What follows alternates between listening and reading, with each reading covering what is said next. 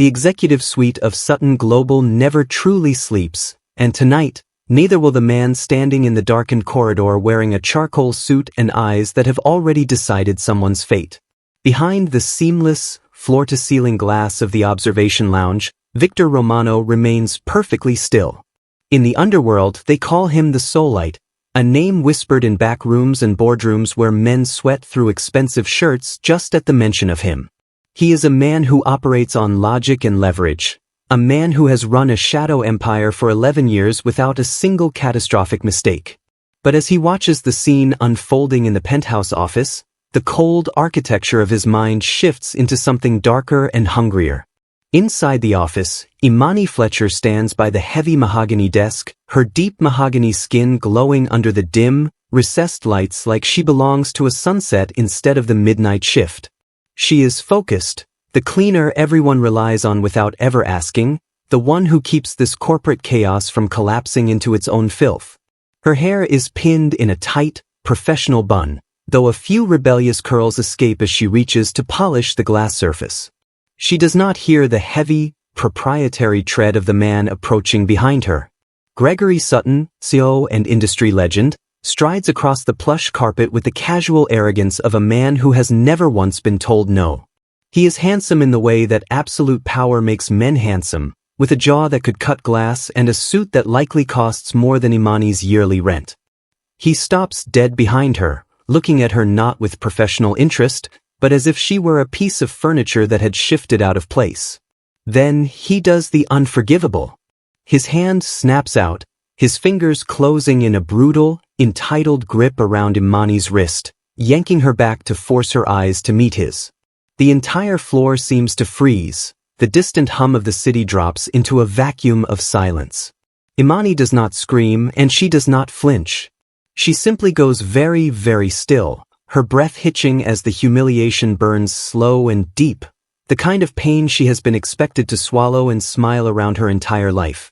From the shadows, Victor Romano watches her eyes and feels something move in his chest for which he has no language. His jaw locks, and his fingers curl slowly around the edge of his briefcase.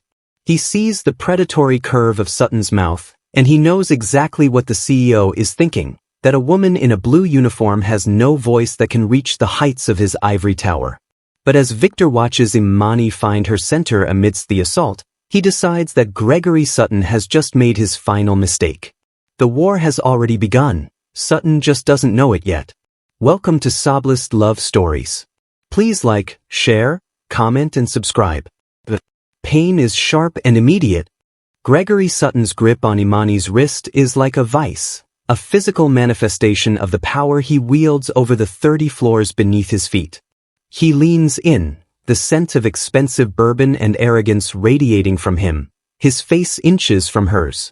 I asked for the quarterly waste reports, Imani, he says, his voice a low, dangerous purr that treats her name like a dirty secret. Imani's throat tightens, the humiliation burning slow and deep in a way she recognizes, the kind of burn expected of women in invisible roles who are taught to swallow their rage and smile. She remains very, very still. She does not pull away, not because she is afraid, but because she is deciding exactly how much of her soul she is willing to let him bruise tonight. Sutton, misinterpreting her professional silence for the submissiveness of a cabinet he knocked open, lets a smug, predatory smile touch his lips. He thinks her silence is consent. He thinks her stillness is defeat. You're a quiet one, he murmurs, his free hand moving with the casual entitled air of a man who has never been told no. He reaches out, his fingers brushing against the hair pinned tight at the nape of her neck, a gesture meant to assert ownership over her space and her body. Imani feels the precise shape of the trap closing around her, the way the institution would protect a CEO's signature over a cleaner's word. The air in the executive suite grows thin, heavy with the weight of his God complex. Sutton's touch lingers, his eyes searching hers for a flicker of fear to feed on. Instead, he finds a cold, bone-deep clarity.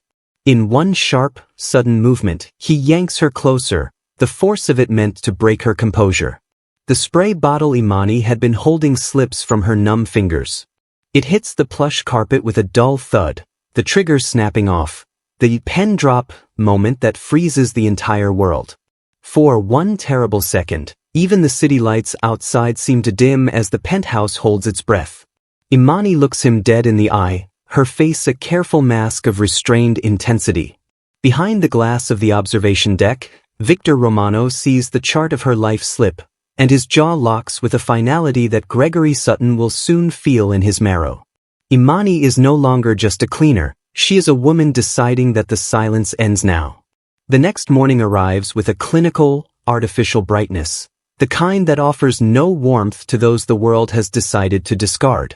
Imani sits in a chair that feels like an island in the vast, glass-walled office of human resources, facing a woman whose professional mask is so polished it reflects Imani's own exhaustion back at her. Gregory Sutton is not in the room. Men like him do not attend the executions they order. Instead, he speaks through a formal incident report, a document written in the precise, suffocating language of power. The HR director reads the allegations with practiced sympathy, her voice dropping low as she explains that Mr. Sutton has reported a pattern of unstable behavior and insubordination. According to the report, Imani had refused a direct order and acted with physical aggression when he tried to mentor her. Imani keeps her hands flat on her thighs to hide the shaking, her face a careful blankness that she learned long ago in spaces that reward a black woman's silence and punish her truth. "He grabbed my wrist," she says, her voice clean and final, stripped of the rage that is currently vibrating in her marrow. "He cornered me in his office." The director's eyes flicker, a brief moment of discomfort before the institutional machinery resets. She explains that the security footage from the executive floor is being reviewed, but that there are initial questions about the angles and technical glitches during the time in question. It is a lie dressed as a procedure, a way to ensure that the cleaner's word dissolves against the CEO's signature. Imani is being placed on immediate administrative leave pending an investigation that has already reached its conclusion. She is escorted to the elevator, her locker already emptied, her dignity the only thing they haven't found a way to box up. As she walks through the lobby, she feels the weight of the trap closing around her, a familiar, suffocating feeling of being erased by the very building she kept spotless. She makes it to the parking garage before the controlled rage turns into a physical tremor, her hands fumbling with her car keys as her breath comes too fast. She is alone, unemployed, and branded as a liability. But in the shadowed hallway she just left, Victor Romano is already dialing a number, moving to ensure that the evidence Sutton thinks he buried is about to become the very thing that destroys him. The silence of Imani's apartment is heavier than the noise of the city outside, a suffocating reminder of the career that just dissolved into a series of technical glitches. She sits on the edge of her bed, her hands finally still but her mind racing through the precise shape of the trap Sutton has built around her. Her phone buzzes on the nightstand, the screen illuminating the dim room with the persistent glow of an unknown number. She ignores it once, then twice, until the fourth consecutive vibration breaks through her exhaustion. "Hello?" she asks, her voice thin and wary. "Ms. Fletcher," a male voice responds, low and calibrated with a slight, dangerous roughness underneath the control. "My name is not important yet, but I have something that belongs to you." Imani nearly hangs up, assuming it is another corporate vulture or a prank from Sutton's cronies, but the next words freeze the air in her lungs. 47 seconds of footage, the voice continues, showing exactly what Gregory Sutton did to your wrist, your chart, and your dignity. Imani's breath hitches. The hospital, the corporation, had told her the angles were wrong, that the footage was inconclusive, or perhaps never existed at all. "Who are you?" she whispers, her mind snapping back to the image of the man in the charcoal suit she had glimpsed through the glass just before the world went sideways. She remembers the quality of his stillness, a kind of presence that wasn't peace, but a promise of something else entirely. "Someone who was in the building last night," he says. The footage is backed up to 3 separate servers the company cannot access. "What do you want?" Imani asks, because she is a practical woman and she knows that in a world run by men like Sutton, nobody gives anything away for free. There is a thoughtful pause, the kind of silence where words are calculated for their absolute honesty. "Nothing," he says finally. Not from you. I simply don't like it when people make the mistake of burying the truth. Something in his tone makes the hair on her arms rise, a recognition that this man does not make idle statements. I'll know when you need it, he adds before the line goes dead. Imani stares at the dark screen, a short, sharp laugh escaping her lips, a sound of disbelief and the first flicker of something other than helplessness. For the first time since the pen drop in the penthouse, the weight in her chest feels less like a stone and more like a weapon. Imani's thumbs hover over the glass of her phone, the unknown caller's voice still vibrating in the small, quiet space of her bedroom. She is a practical woman, one who knows that names are rarely just names. They are keys to the locks that keep the world in order.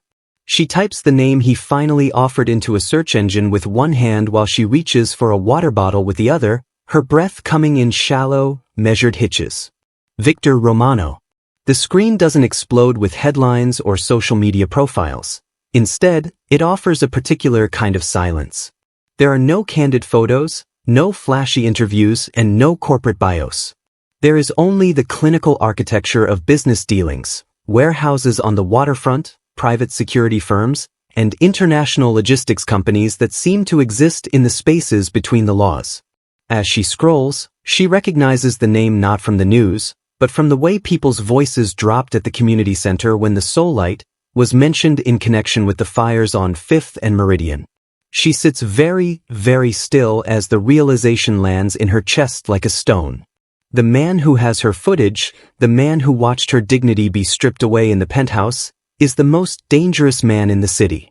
He is a man who operates outside the reach of HR directors and corporate lawyers, a man who runs an empire from the shadows. The shaking in her hands returns, not from the cold rage of Sutton's assault, but from the understanding of the orbit she has just entered. Victor Romano does not sit in waiting rooms, and he does not make idle statements. He told her he wanted nothing from her, but Imani knows the difference between powerful and safe.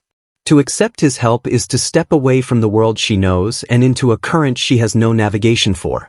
Yet, as she looks at the empty space where her career used to be, she realizes she is already in his orbit. Sutton threw her into the dark, and Victor Romano is the only one standing there with a light. She closes her eyes, pressing the phone against her ear as if she could still hear the slight, dangerous roughness of his voice, and realizes that the only thing more terrifying than the man who broke her life is the man who is offering to help her fix it. Imani's phone buzzes in the early morning with a second message from the unknown number, as brief and certain as the first. There's a lawyer, Kim Dawn. She's the best. Tell her Victor Romano sent you. Within the hour, Imani finds herself standing before a glass-walled office in a building that costs more per square foot than she earns in a month. She is a practical woman, but the sheer scale of the architecture makes her hands tighten against her bag. She knows the difference between being powerful and being safe, and this office screams of the former. Kim Dawn is exactly what her reputation promises. A woman who wears reading glasses like weapons and possesses a handshake that could break a negotiation before it even begins. She meets Imani with a small, precise smile that is more about business than comfort. She doesn't waste time with platitudes. She listens to the full account of the night in the penthouse without interrupting, her eyes sharpening when Imani mentions the technical glitches the HR department used to bury the truth. Tell me about the footage, Dawn says, leaning back. When Imani explains that Victor Romano has it secured on 3 separate servers, a flicker of something between respect and concern passes over the lawyer's face. Using his resources puts you in his orbit, Dawn warns, her voice dropping as she polishes her glasses. He hasn't done something like this without a reason in 11 years. You should know that going in. Imani thinks about the parking garage, the trembling of her hands, and the way the corporation expected her to disappear quietly into the night.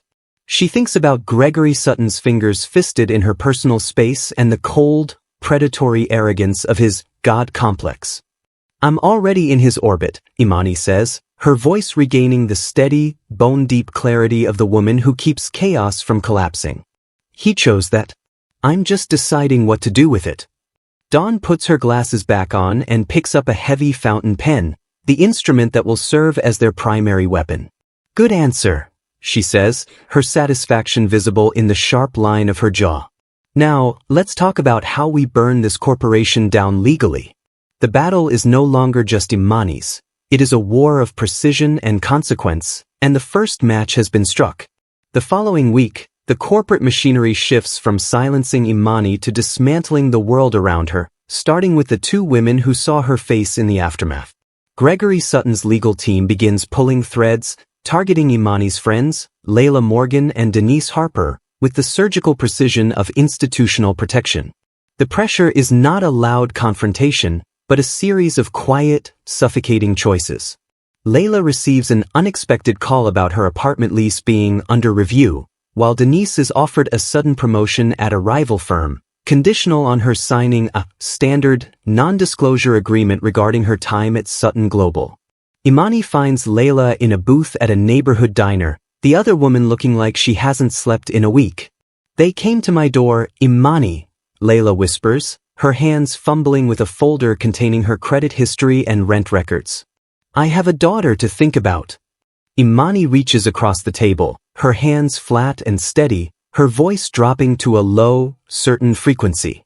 "I'm not asking you to be brave on my behalf, Layla. That's not fair."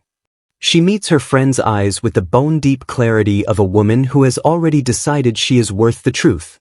"But I want you to know that there are people in my corner who are very good at making pressure go away." Imani texts the unknown number from the parking lot with just 3 words. Someone spooked them. The response comes back in under a minute, as brief and devastating as a gunshot. Good. That was the point. The careful architecture of Victor Romano's support lands on Imani all at once. He had already known about the promotion offered to Denise and the threats against Layla's home. He had moved to neutralize them before Imani even slid into the diner booth. He is not protecting her instead of her. He is protecting her alongside her, removing the obstacles in the shadows so she can maintain her visible agency in the light.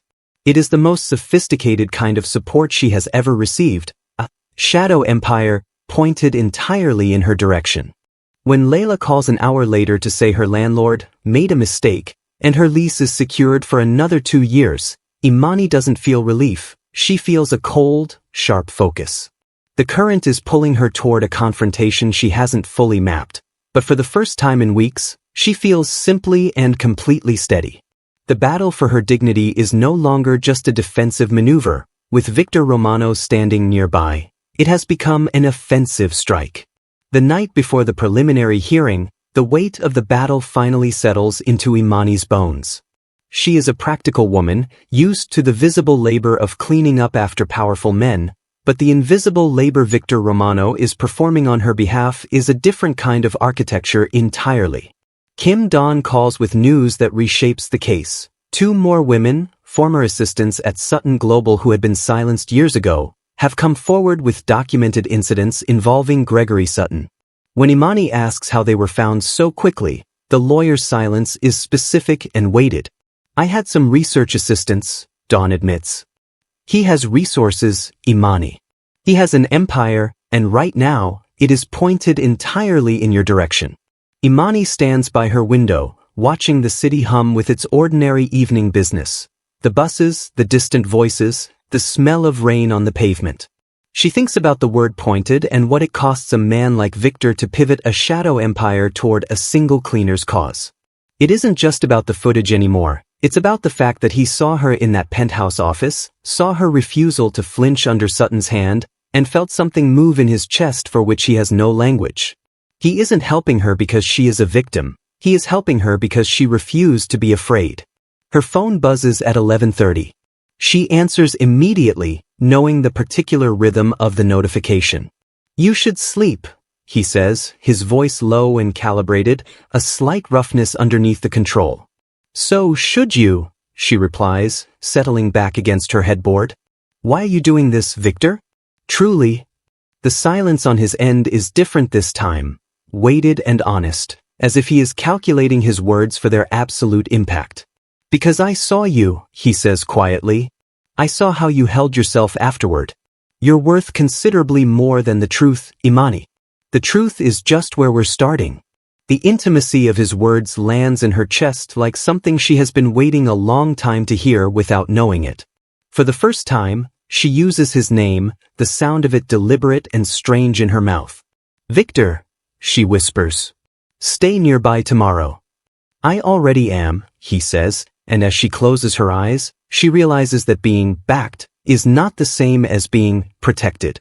She is the one walking into that boardroom, but she is carrying the weight of an empire behind her. The boardroom of Sutton Global is a vault of glass and cold intentions, filled with men in charcoal suits who have spent decades learning how to look through people like Imani Fletcher. Imani sits beside Kim Dawn, her hands flat on the mahogany table, her face composed in that careful, armored blankness that strong women learn early to survive a world that punishes visible feeling. Across from her, Gregory Sutton leans back with the casual arrogance of a man who believes his signature is the only truth that matters. His legal team has spent the last hour attacking Imani's motivation, using the word vendetta like a whip, while claiming the executive floor's security footage was lost to a convenient technical glitch. Then Kim Dawn stands. She doesn't raise her voice. 30 years of precision and contempt for institutional inefficiency have taught her she doesn't need to. "We've heard a lot about glitches today," Dawn says, her voice a low, lethal frequency. "Perhaps we should look at a different angle."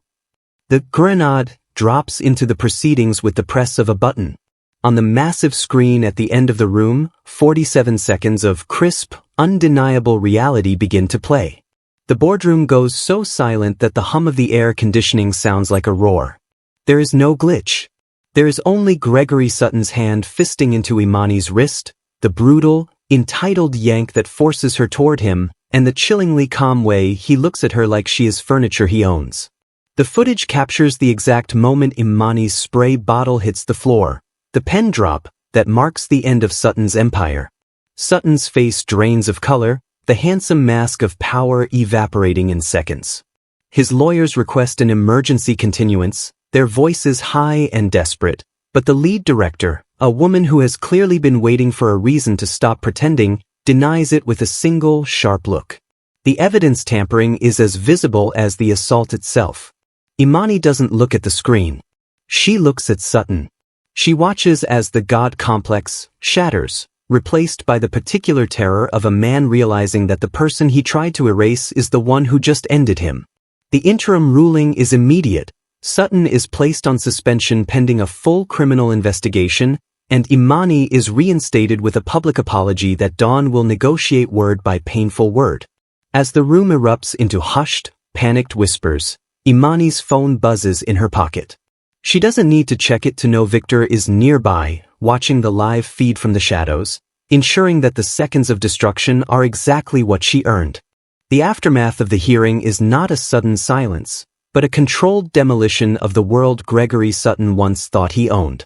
As the board members who attempted to suppress the footage quietly resign, the public apology negotiated by Kim Dawn is broadcast across every news cycle, a public admission that the technical glitches were actually evidence tampering. Imani stands outside the courthouse, speaking carefully and specifically about the women who are still invisible in these halls, her voice unhurried and her hands finally, completely still. She does not ask for permission anymore. She has earned every inch of the ground she stands on. Crossing the street toward the small, warm coffee shop she chose for their meeting, Imani feels the current that has been building since a parking garage and a late-night phone call. Victor Romano is already there, standing the moment he sees her, a reflex of respect that makes her soften instead of stiffen. They sit across from each other as the ordinary noise of the city wraps around them like cover. "You did it," he says, his voice low and calibrated, the dark of his eyes catching the afternoon light. "We did it," she corrects him, her gaze holding his. She is a practical woman, aware of the cost of pointing an empire in her direction, but she sees now that Victor has been none of his usual logic and leverage since the moment he saw her in that penthouse. He tells her about arriving in this country with nothing, building a life from the fury of watching people like them be stepped on, admitting that he stopped pretending he didn't know the difference between what he could justify and what he couldn't a long time ago. 6 months later, in a room overlooking the river with their families present, Imani signs her name next to his on a document that is simple, permanent, and true. They stand at the window afterward, his arms around her and his chin against her temple, watching the city hold its ordinary crises and life. This started because someone tried to break me, she whispers. No, Victor says, turning her in his arms to look at her with a smile that is wide and real and entirely his. It started because you didn't let them win. Between them, in the wreckage of someone else's cruelty, they have built a new architecture, one that is impossible, unguarded, and entirely theirs.